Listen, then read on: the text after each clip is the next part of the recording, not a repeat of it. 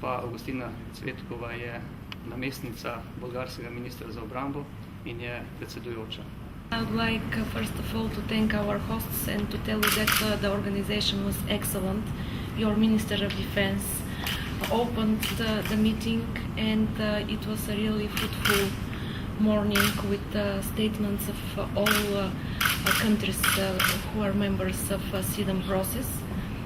And as a chairperson of the CEDAW process for 1 year more, because Bulgaria took the chairmanship last summer, I can assure you that we will work for moving ahead the countries of CEDAW process, and we are ready to help to all the countries who are members or observers of the CEDAW process in their way to integrate to NATO and to EU.